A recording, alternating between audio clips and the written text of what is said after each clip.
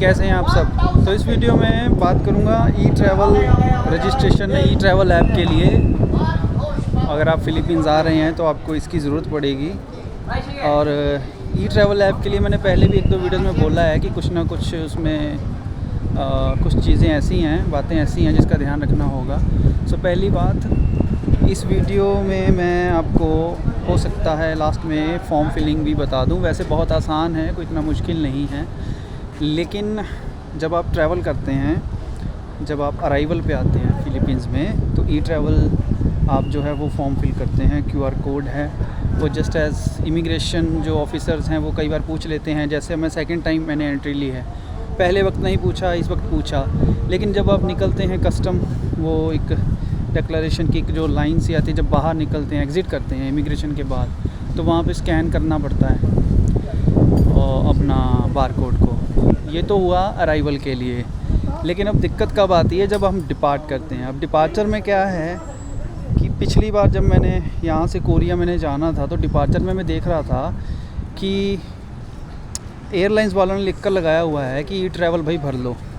और वहाँ पे एक मेजर एक पॉइंट है जो मैं आपको फॉर्म फिलिंग के दौरान बता दूंगा, लेकिन अभी भी बता रहा हूँ कि उसमें एक पॉइंट आता है कि आपने अपना टैक्स जो है वो फ़िल किया है या नहीं। तो उसमें आके स्टक हो रहे थे इवन मैं और कई लोग और भी। हालांकि 1-2 जनों ने मुझे ये भी बताया कि अगर आप 1 साल से ज़्यादा रुके हुए हैं तो आपको वो टैक्स का जो है वो देना पड़ेगा, डिक्लेरेशन वगैरह। तो मेरे पास तो था नहीं, तो फिर मैंने क्या किया कि जब मुझे नहीं समझ आया तो इन्फॉर्मेशन काउंटर पे मैं गया, और इन्फॉर्मेशन काउंटर पे जाके मैंने पूछा कि भाई इसको कैसे करना है। तो उन्होंने मुझे बताया, जब आप डिपार्चर करते हैं, डिपार्चर करते वक्त होता क्या है, आप जब फॉर्म फिल करेंगे, उसमें जो टैक्स का है वो आएगा। एक तो ऑप्शन आता है कि एयरलाइंस ने टैक्स भरा हुआ है, एक आता है tax exemption, I have a valid certificate.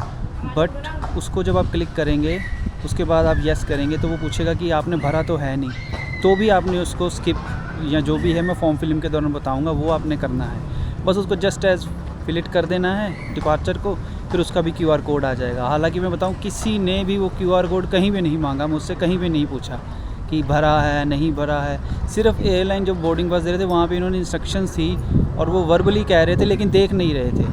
Even जब मैं कोरिया से आया तो जब मैंने वहाँ से फ़्लाइट ली, वहाँ भी लिखा आ रहा था कि अपना QR कोड बना लीजिए, फिल कर लीजिए, लेकिन किसी ने नहीं पूछा। हाँ, यहाँ पर आकर तो वो करना ही पड़ा। इमिग्रेशन ऑफिसर ने इस बार मुझसे पूछा, और इवन जब बाहर निकलते हैं तो स्कैन किया। तो इस वीडियो में ई ट्रैवल जो रजिस्ट्रेशन है उसको लेके मैं आपको ये जानकारी दे रहा हूँ। इसके साथ फॉर्म फिलिंग भी है। आप लास्ट तक वीडियो ज़रूर देखना। आइए अब ये जानते हैं कि किस तरह से ई ट्रैवल रजिस्ट्रेशन जो है वो हमने करना है और किन बातों का ध्यान रखना है। सबसे पहले तो आप ये ऑफिशियल वेबसाइट का एड्रेस जो है वो नोट कर लीजिए। इसके साथ ही आप ई ट्रैवल ऐप के ज़रिए भी रजिस्ट्रेशन कर सकते हैं। ध्यान रखिए, आपको वेबसाइट या ऐप पहले साइन अप करनी पड़ेगी। साइन अप ईजी है, आपको अपना ईमेल आईडी डालना है, एक्टिवेशन लिंक आएगा और उसके ज़रिए आपने साइन अप कर लेना है। तो चलिए सबसे पहले मैं साइन इन करता हूँ यहाँ पे। यहाँ पे न्यू ट्रैवल डिक्लेरेशन पर आना है, और अभी हम जो है फॉर्म फिलिंग कर रहे हैं अराइवल के लिए। एक बात का ध्यान रखिए, एज ए टूरिस्ट अगर आप जा रहे हैं तो सिर्फ़ और सिर्फ अराइवल के लिए ही फॉर्म फिल करना है। हालांकि मैंने अपनी खुद की जर्नी के दौरान ये एक्सपीरियंस किया है कि एयरलाइंस को भी नहीं कई बार पता होता, जो काउंटर्स पे बैठे होते हैं एजेंट, तो वो कह देते हैं कि फॉर्म फिल कर लीजिए। लेकिन एज ए टूरिस्ट कोई ज़रूरत नहीं है। अगर आप 1 साल आपको हो गया है या 1 साल से ऊपर आप फ़िलीपींस में रह रहे हैं तो आपको फॉर्म फिल करना पड़ेगा। और ख़ासकर जो फ़िलिपिनो जो हैं उनके लिए है। तो डिपार्चर के लिए कोई ज़रूरत नहीं है, अराइवल के लिए ही ज़रूरत है एज ए टूरिस्ट, अगर आप ये फिल कर रहे हैं, ई रजिस्ट्रेशन जो आप कर रहे हैं। कंटिन्यू पे क्लिक करेंगे। यहाँ पे travel details, holiday, aircraft passenger, name of airline. जिस भी एयरलाइन से ट्रैवल कर रहे हैं उस एयरलाइन का नाम फिल करना है और फ्लाइट नंबर फिल करना है।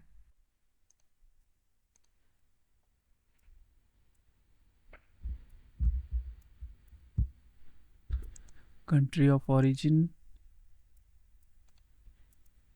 Airport of origin, date of departure,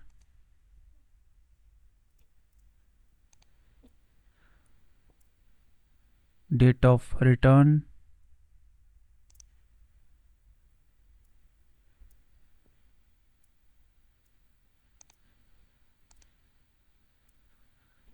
अगर ये फ़्लाइट ट्रांजिट कर रही है तो यहाँ पे हमने क्लिक करना है country of transit,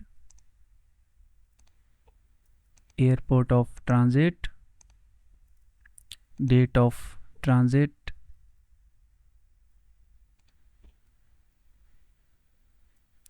airport of destination,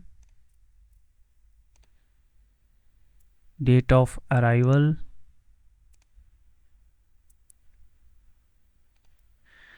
destination upon arrival in the Philippines. यहाँ पे देखिए 3 ऑप्शंस हैं, रेजिडेंस, होटल और transit by airport.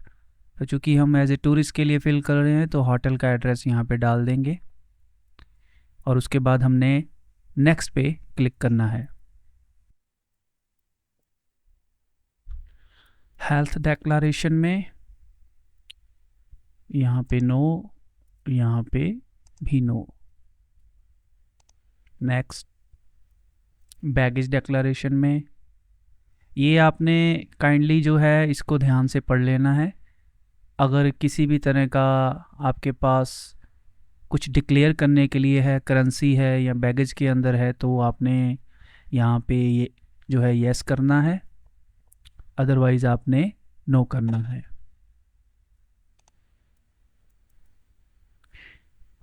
Other traveller details, अगर आप फैमिली के साथ ट्रैवल कर रहे हैं तो आपने यहाँ पे डिटेल्स फिल करनी है।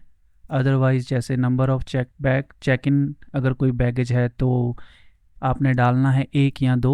अगर सिर्फ हैंड कैरी है 7 kg है तो हम यहाँ पे 1 डालेंगे।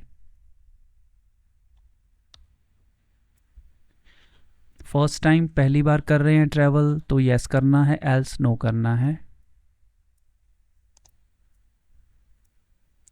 यहाँ पे सिग्नेचर, अगर आप एप्लीकेशन से कर रहे हैं तो वहाँ पे जब हम प्रोफाइल बनाते हैं, क्रिएट करते हैं, तो पहले हम अपना सिग्नेचर वहाँ पे डाल देते हैं। तो ये जो है मैं डेस्कटॉप के ज़रिए, वेबसाइट के ज़रिए आपको समझा रहा हूँ। तो यहाँ पे सिग्नेचर कर देने हैं, नेक्स्ट पे क्लिक करना है।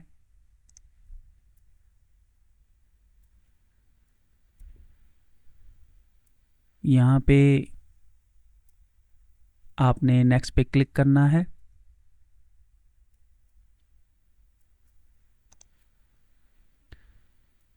यहाँ पर ये पूछ रहा है कि you haven't selected any family member for the travel registration. So आप जो है ट्रैवलिंग जो कर रहे हैं वो किसी आप और के साथ नहीं कर रहे हैं, तो आपने यहाँ पे यस कर देना है। तो ये कुछ इस तरह से ये सारी डिटेल।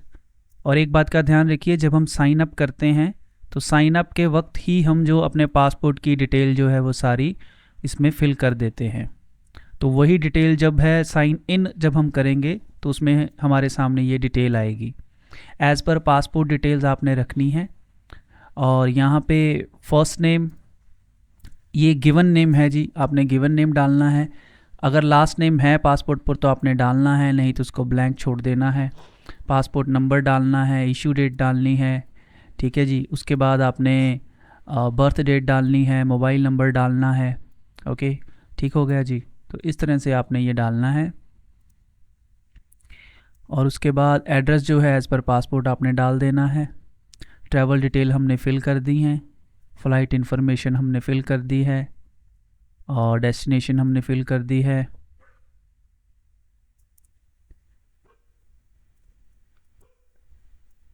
अब हमने सबमिट पे क्लिक कर देना है। और इस तरह से डिटेल फिल हो चुकी हैं। और ये जो है हमने क्लोज़ करना है। ये बार कोड जो है इसका आपने स्क्रीनशॉट ले सकते हैं, आप इसको QR कोड को डाउनलोड भी कर सकते हैं। और यही जब आप इमिग्रेशन पे आपसे पूछेंगे तो आपने दिखाना है। इमिग्रेशन से आउट होने के बाद जब हम अपना बैगेज कलेक्ट करते हैं तो क्यू में हम लगते हैं, तो वहाँ से काइंड ऑफ कस्टम की एक जो लाइन है वहाँ पे स्कैनर्स लगे होते हैं, वहाँ हमें ये स्कैन करना है। दैट्स इट, इतना ही काम है। तो इन द लास्ट मैं फिर बता रहा हूँ कि आपको एज ए टूरिस्ट ज़रूरत नहीं है डिपार्चर फॉर्म की, तो सिर्फ अराइवल फॉर्म ही फिल करना है। और चूँकि आपको एज ए टूरिस्ट आप जा रहे हैं, इस बात का आप ध्यान रखें।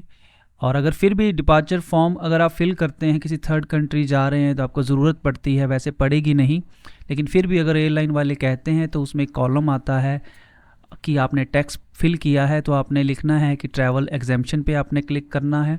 उसके बाद वो पूछेगा कि मुझे सर्टिफिकेट नहीं मिला, तो आपने उसको इग्नोर यानी कि यस कर देना है। उसके बाद आपका जो है फॉर्म फिल हो जाएगा।